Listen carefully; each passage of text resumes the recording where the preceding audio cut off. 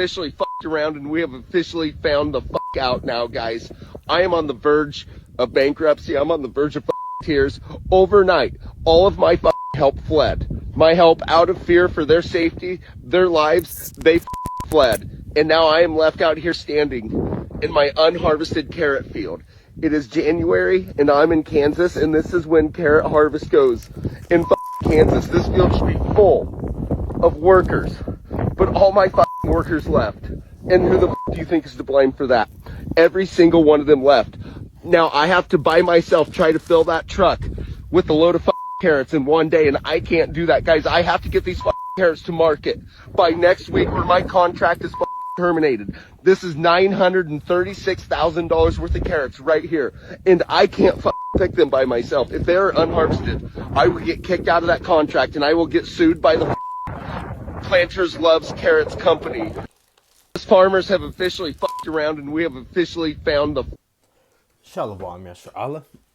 First and foremost, I would like to give all glory, honor, and infinite praises to Yahweh, Bahashim, Yahweh Shai, Bahashim Chachadash, and double honors to the beloved elders and the apostles at Great Millstone that taught me this truth, and peace and salutations to all you hopeful elect Akim out there laboring that are pushing this word and truth and in sincerity.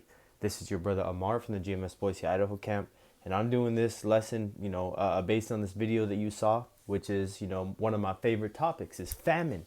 Because one of the ways that Yahweh Bashmiel Shai is going to judge this place with you fat-ass Americans, is taking your damn food away, man. And not just here in Babylon the Great, all around the world, man. All you gluttonous-ass people that don't even give a two thought about what the heck you put in your mouth. Eating all types of abominations, if you're an Israelite, because the law only applies to Jake. But you're out here stuffing your face with all type of abominations, thinking it's always going to be there. Well, guess what? The Lord is sending famine. And it's just so funny, the poetic justice that all these people in Kansas that are farmers, which is a rural area. It's like a farming type, state. It's a lot of farmers, just like here in Idaho, there's a lot of farmland more than there is cities. But the point being is that all these people that supported this current administration and this current Nero, the dictator that's currently sitting as the king of Babylon, is out here putting these farmers through hell. He took their subsidies away. He took the government aid, as well as one of the most important things that he took, which was their labor, by causing such a scare among Jake. Because Jake of Issachar that comes up here to work, is a law-abiding citizen that is out here just trying to make the best for their family. But if the condition that they're going to put themselves in is going to make a worst-case scenario for their family by putting themselves at risk by going to pick some carrots for this fucking Edomite, then they're going to stay at home or they're going to go back to their country, But the point being is that you're going to see the effects of this very quickly. You already see it with the price of groceries, the quality of the produce, etc. And this is just don't get this misconstrued, which means don't get this confused, that this is all planned. This is a psyop. This is all what Esau Edom is doing to speed up the decline of his society. All first and foremost because the spirit of Yahweh Bashmiel Shai is working in the world so that prophecy is fulfilled and fulfilled quickly. Because look how quickly time has already gone. Look, we're already done in January. We're getting ready to go through February. Spring is less than a month away. Because February is only 28 days. It's a short month. Soon enough it's going to be March. It's technically a new year. So you have to realize the time that you're living in, Jake. And the time of famine and tribulation and great mourning is upon us. And we're happy as hell to see you fucking Edomites crying. Man, that shit makes me happy. I send the famine, man. This is 2nd Ezra 6:22. Because, hey, man, the only people that are going to be affected by it are the wicked. Jake may get hungry. But our faith is that Yahweh Bashmiel Shai is going to take care of us while you people are fucking starving. We don't look at these judgments as a bad thing that's happening, as something that is making us feel some type of way. I'm ready to cry right now. Yeah, you gonna be crying, boy. Fucking Edomite worried about all his land that belongs to Gad, that his ancestors stole, bought for pennies on the dollar. When Gad and Jake was expelled from that land, how many times did his ancestors fucking call immigration to round up their northern kingdom Israelites to work that were working on their field because they didn't want to pay him? Man, Esau ain't doing nothing new, man. Persecuting, stealing, robbing, and killing the Israelites, God's chosen people, Yahweh Bashim Yahushai's chosen people, the Israelites, you so-called Negroes, Latinos, and Native Americans. And that's why a father is going to snap you into shape. And that's why these tribulations are coming, so that Jake can get shooken into the reality that he is a prisoner of war behind enemy lines. And if you don't have that type of mentality and you think you're safe here and you're comfortable and you got fucking security and safety because you have freedom and you live in Babylon the Great, you're fucking dead wrong, and you're a moron. You're an idiot to think that you're safe here in Babylon the Great, because this is exactly what's going to happen. Famine. 2nd Ezra 6:22, and suddenly shall the sown places appear unsown, the full storehouses shall suddenly be found empty. From the top. And suddenly shall the sown places appear unsown. You know, and the sown places is that field. You know, all those carrots that were ready to go shall appear unsown, which means that by the time all that crop is done, he said it's going to die in the field if he doesn't get his workers, which it will. You know, that crop is not getting harvested. Call Allah Yahweh Bashim Yahushai. You know, the earth can actually get some nutrients back in the ground instead of having to constantly produce these fruits and vegetables for this Edomite just to be taken out of the ground. You know, just to get filled with some fucking artificial fertilizer. No, man, that field is going to be unsown, because what's going to happen next year? What's going to happen when you have to put the seeds in the ground for the winter harvest or for the spring planting so that you can get a harvest time in October, you know, Croptober? It ain't going to happen. The full storehouses, which are your grocery stores as well as your warehouses, because let's say you have Walmart. Well, they have Walmart warehouses that are different, let's say, loading zones for the semis that go and supply individual stores throughout your city. You know, you have a major warehouse hub, you know, which is the storehouse, shall suddenly be found empty. Ultimately, these goods and all these things is either going to go spoiled, it's just going to get forgotten, it's going to be gone, it's going to be missing, or it's going to be devoured by your hungry population. You know, just like the shelves were stripped bare back in 2020 of all the staples, you know, your rice, beans, your canned goods. I remember there wasn't a single canned good except some maybe like canned oysters or canned sauerkraut, some weirdo fucking canned good that no one would ever want to eat, even in the normal world, man. You know? So continuing, I want to get more scriptures.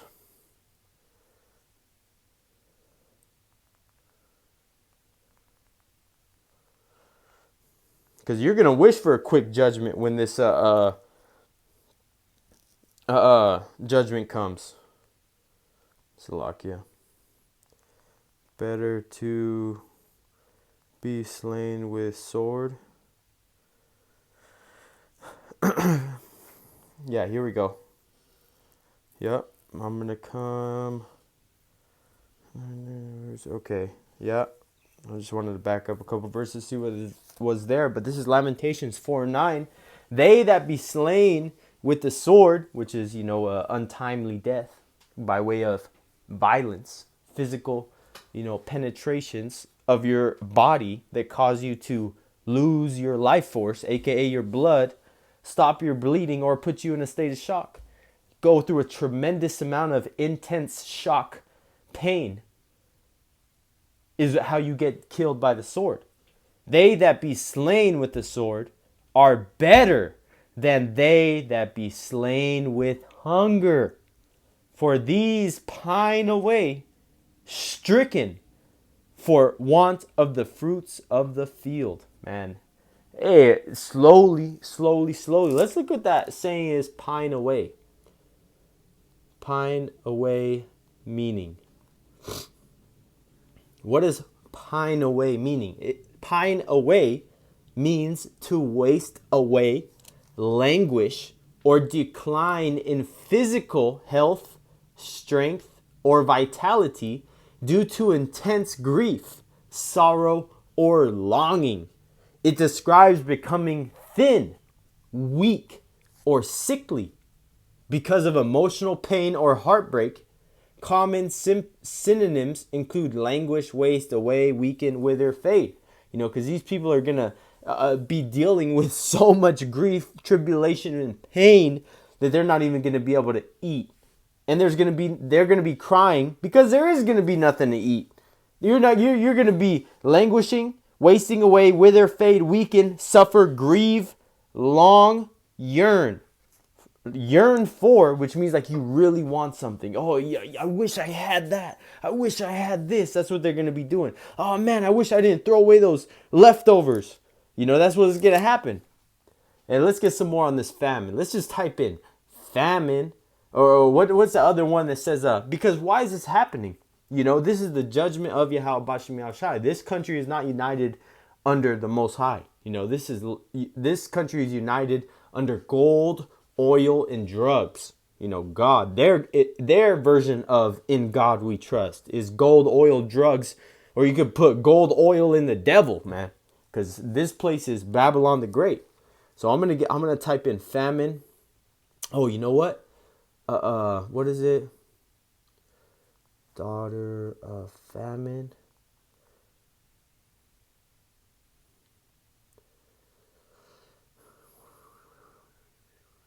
Here we go. This is it. Yeah, because the type of society that we live in it's righteous for the amount of judgment that is going to be taking place here. With the amount of lasciviousness, adultery, fornication, and just straight fucking weirdos that's here in Babylon the Great, that have sexual immorality that deserve to be taken out in the most slowest and most painful of ways, according to the will of Yahweh Bashim Yahushai, which is the majority of these people are going to deal with, is famine. This is Tobit 4:13. Now, therefore, my son, love thy brethren, which are talking about the Israelites, and despise not in thy heart thy brethren, the sons and daughters of thy people, in not taking a wife of them. Which means, this is going off another subject, because if you go into 4:12, it's talking about chiefly take a wife of your own tribe. But the point that I want to get is at the bottom.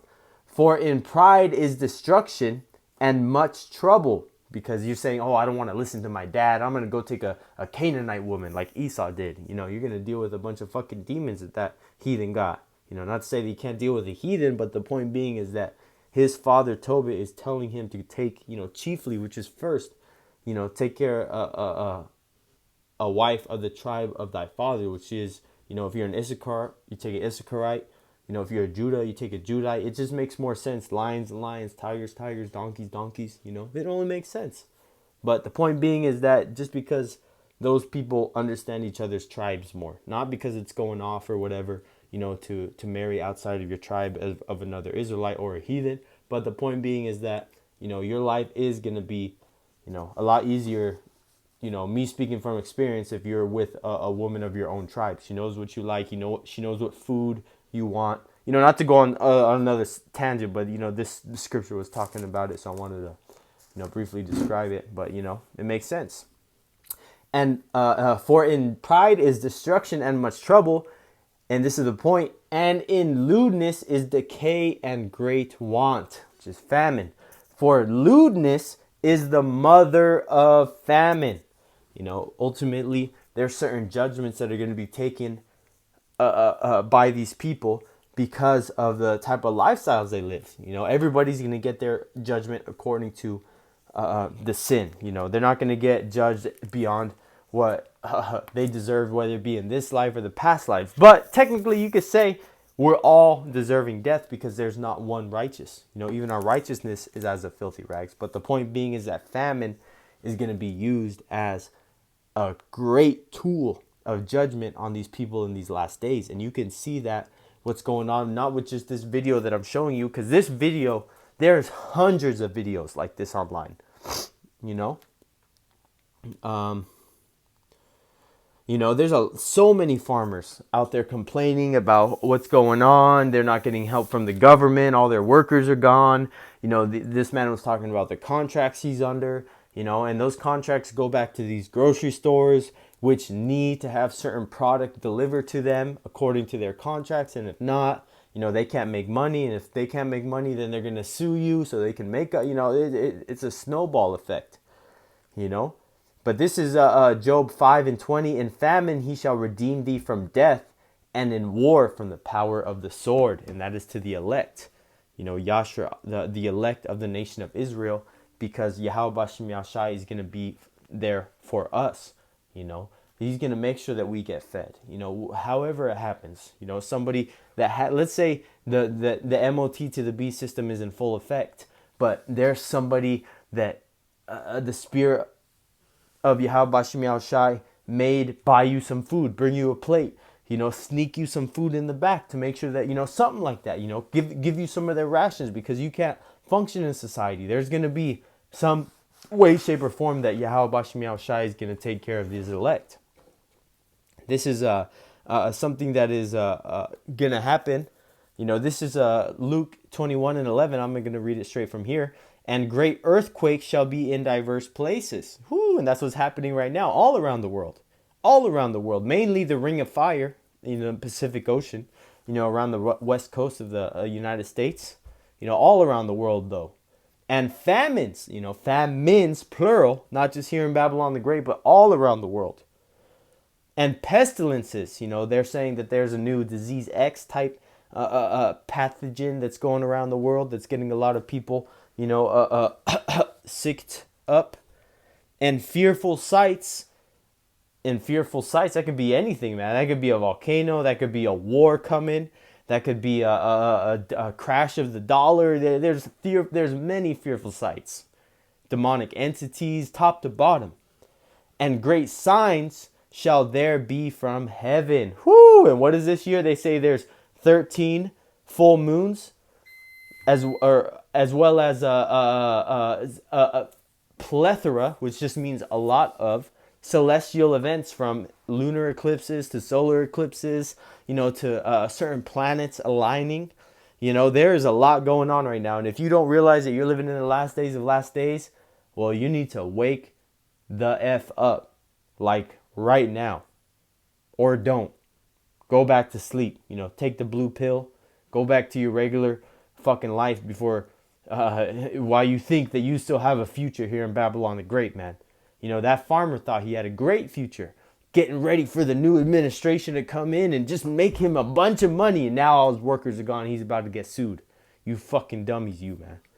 You know, this is, I'm going to get another couple and I'm going to close it out. This is Jeremiah 52:6. And in the 4th month, in the 9th day of the month, the famine was sore in the city, so that there was no bread for the people of the land. You know, ultimately, you know, the people of the land, because bread was baked every day, daily. You know, there was constant smokehouses, there was community ovens where you would go and bring your bread, but nobody had bread, man. Talking about, you know, a sustenance. You know, ooh, here's a good one. Here, I'm going to read this whole section because this goes into the farmers losing everything. Because imagine you're a farmer. That's all your work. That's months and months of planning and work and hours just for it to lay in the just to lay in the sun and rot, or to lay in the ground and be useless. You know, this is what this is going to be talking about. This is Joel 1:17. I'm going to read all the way through 20. The seed is rotten under their clods, and garners are laid desolate. The barns are broken down, for the corn is withered. And the garners are going into, you know, your workers that go and, you know, like your field workers that go and harvest the troops, or not like go and harvest the plants. You know, they're the people that you see in like Florida with the baskets, and they're just cutting the oranges and filling their baskets. That's a garner. Are laid desolate. You know, they're not going to be there. The barns are broken down, for the corn is withered. You know, the barn is representation of a storehouse, something that the farmer would go and put his dried harvest in there to save it for the season to sell, you know, etc. Verse 18, how do the beasts groan? The herds of cattle are perplexed, confused, because they have no pasture. You know, they're looking around for grass and they got nothing to eat. Yea, the flocks of the sheep are made desolate. Whoo, man, the flocks of the sheep made desolate because you're going to have your livestock start dying if they can't even eat. Verse 20, Salakia. O Lord Yahweh, to thee will I cry, for the fire hath devoured the pastures of the wilderness, and the flames hath burned all the trees of the field. The beasts of the field cry also unto thee, for the rivers of waters are dried up, and the fire hath devoured the pastures of the wilderness. Man, and this was a time of great judgment, of that time, the time of Joel. And it's going to happen again here in Babylon the Great when the famine and ultimately that great fire, which is the nuclear missiles, is going to devour this place. So man, seeing these videos makes me happy. Seeing you bitch ass Edomites fucking cry, man, like little bitch ass babies you are. And it makes us so happy to see that your nation is falling and that you're finally starting to feel how Jake has felt for centuries here behind enemy lines in Babylon the Great. Feeling like no one's there to defend you. No one's there to stick up for you. And that's your average, everyday Babylonian citizen right now. Seeing that they've been sold out to the little hats and big noses. Realizing that their white Jeebus is a made-up character that is not coming back to save their fucking evil Edomite ass. So Lord willing that this lesson was edifying unto the elect. Till next time, I would like to give all glory, honor, and infinite praises to Yahweh, Bahashim Yahushai, Bahashim Rakakodash. Till next time, Lord willing. And shalom to the elders and apostles at Great Millstone. Salaki, I was trying not to sneeze. That taught me this truth. And peace and salutations to all you hopeful Latakim out there laboring that are pushing this word in truth and in sincerity. Till next time, Lord willing. Shalom.